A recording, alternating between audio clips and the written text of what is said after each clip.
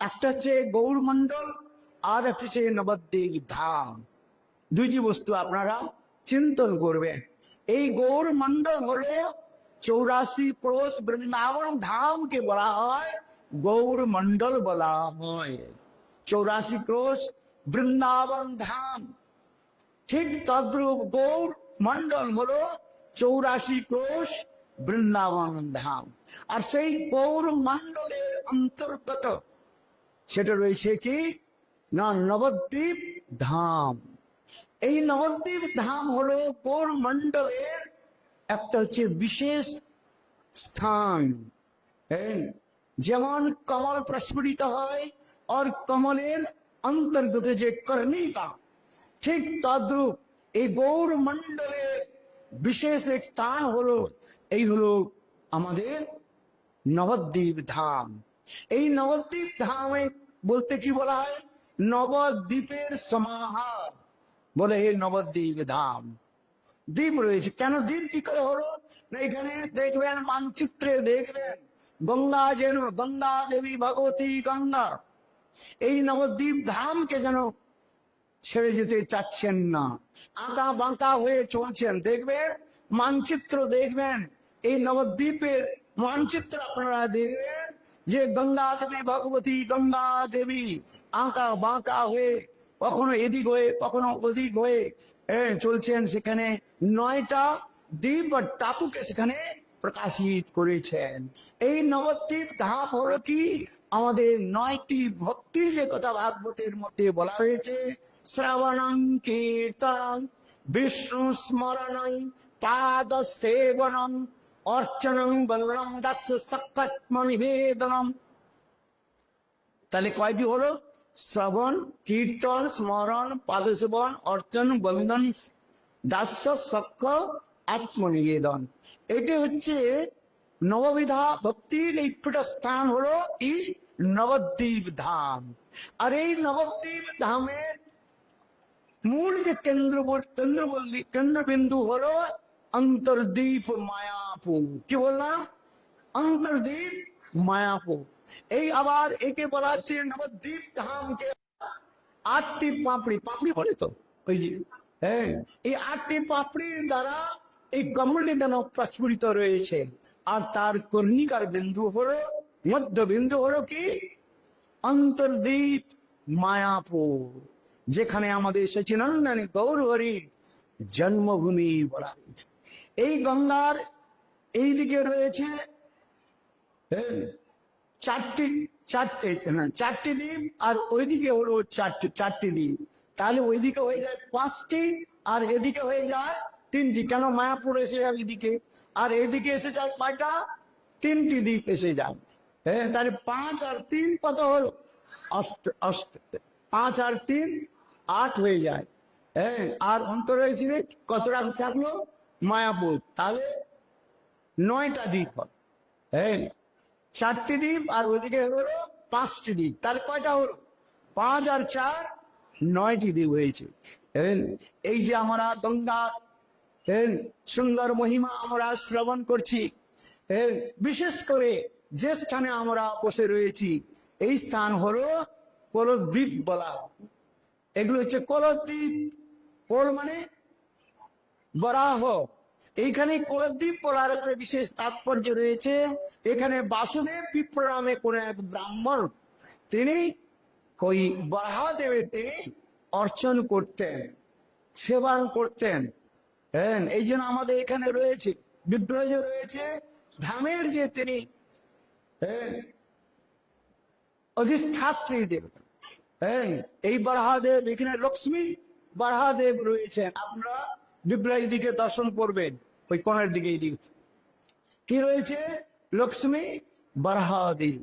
হ্যাঁ, সেই বরাহদেবের যখন তিনি আরাধনা করছেন বাসুদেব বিপ্রকে স্বয়ং ভগবান তাকে দর্শন দিলেন এবং দর্শন দিয়ে বললেন যে কলিযুগে আমি স্বয়ং গৌরাঙ্গ রূপে প্রকটিত হব, আমার স্বরূপকে তুমি দর্শন করো। তাকে তিনি গৌরাঙ্গ রূপ দর্শন করেছিলেন। এখন ভাববেন না বরাহদেব একজন আলাদা ভগবান আর কৃষ্ণ একজন আলাদা ভগবান।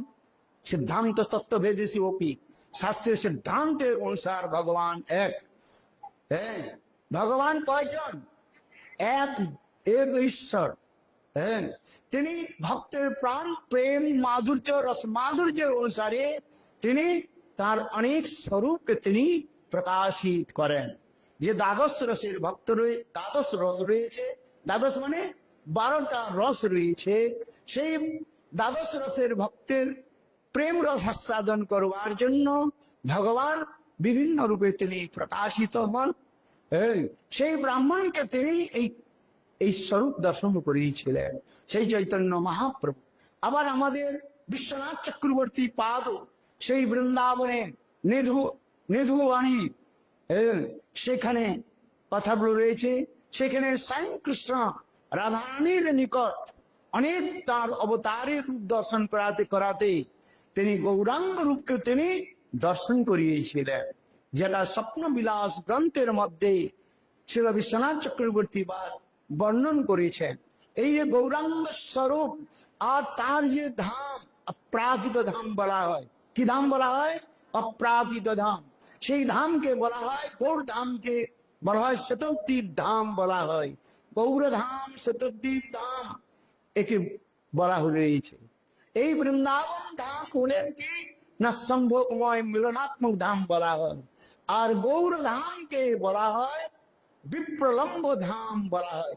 বিপ্রলম্ব তনু সচিনন্দন গৌর হরি, আর তার ধাম হলো এই বিপ্রলম্ব ভাবময়। এইখানে চৈতন্য মহাপ্রভু তিনি তার বিপ্রলম্ব জানে বিরহকে বিশেষ তিনি প্রকাশিত করেছেন। আর বৃন্দাবন ধাম হলো সেখানে সম্ভোগময় ধাম, মিলনাত্মক ধাম সেখানে বলা হয়েছে। তথাপি শাস্ত্রের মধ্যে সিদ্ধান্ত দিয়েছেন, যেমন একটা কয়েন, এক টাকার একটা কয়েন, তার দুই দিক রয়েছে। একদিকে অশোক কি রয়েছে? অশোক স্তম্ভ রয়েছে, আর একদিকে কি লেখা রয়েছে? এক লেখা রয়েছে। দুইটার মূল্য সমান কি আলাদা? আলাদা নয়। এক টাকা তো একই।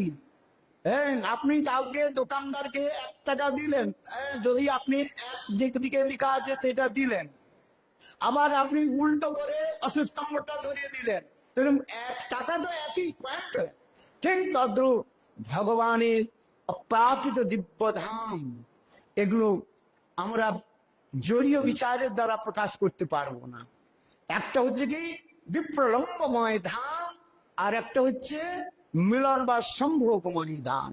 প্রেমের দুইটি দিক রয়েছে, একটা হচ্ছে মিলন আর একটা হচ্ছে বিচ্ছেদ, বিরহ। এই জন্য বিপ্রলম্ব ধাম হচ্ছেন আমাদের গৌরচন্দর, এগুলো প্রকাশিত করেছেন। আবার এই বিপ্রলম্বের মধ্যে চৈতন্য মহাপ্রভু তিনি তার ঔদার্যতা প্রকাশ করেছেন।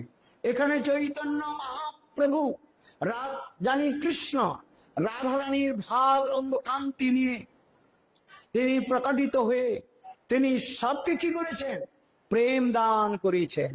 হেন অবতারে বিচার না করিলাম, এই অবতারের মধ্যে তিনি বিচার করলেন না। কি বিচার করলেন না? কে যোগ্যতা, কে যোগ্য ব্যক্তি, কে আর অযোগ্য ব্যক্তি। হেন অবতারে বিচার না করিলা, যারে দেখে তারে দেন প্রেম বিলাইয়া। নিতাই গৌর প্রেমানন্দ। গৌর সুন্দরের এত মহিমা, ঔদার্যময় সচিনন্দন গৌর হরি।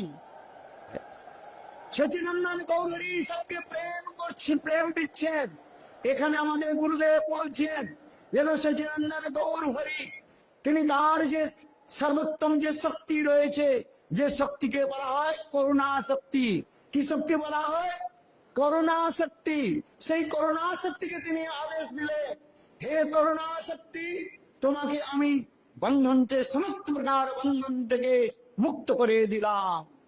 যেমন ঘোড়া থেকে, ঘোড়া রয়েছে, ঘোড়া অশ্ব, ঘোড়াকে চালাতে হলে কি হয়? সেখানে রশ্মির দরকার হয়, আর চাবুক দরকার, দুইটি বস্তু। কিন্তু লাগাম বলে, লাগাম বলে না বাং, লাগাম আর ঘোড়াকে চালাতে হলে দুইটি বস্তু দরকার হয়। একটা কি দরকার হয়? লাগাম। আর একটা কি দরকার হয়? একটা বলে চাবুক, ঘোড়া যদি জোরে না চলে তখন একটু চাবুক মানে। আবার কখনো যদি আনকন্ট্রোল হয়ে যায় তখন লাগামটা খিচে তাকে কন্ট্রোল করা হয়। কিন্তু এই চৈতন্য মহাপ্রভু সেই যে তার করুণা যে শক্তি, সেই করুণা শক্তিকে তিনি বললেন, হে করুণা শক্তি, তোমাকে আমি লাগামহীন করে দিলাম। লাগামহীন অশ্বের মতো, ঘোড়ার মতো তুমি দৌড়াও, যতদূর পারো দৌড়াও, এই দৌড়াতে থাকো। আর এই প্রেমকে তুমি সর্বত্র প্রেম প্রদান করো। নিতাই গৌর প্রেমানন্দ। আবাল বৃদ্ধ বনিতা সকলেই চৈতন্য মহাপ্রভু এই বিশেষ প্রেমকে তিনি দিচ্ছেন, প্রদান করছেন। আবদ্ধ করুণা সিন্ধু কাটিয়া মহান, ঘরে ঘরে বলে প্রেম অমিয়ার নিতাই গৌর প্রেমানন্দ।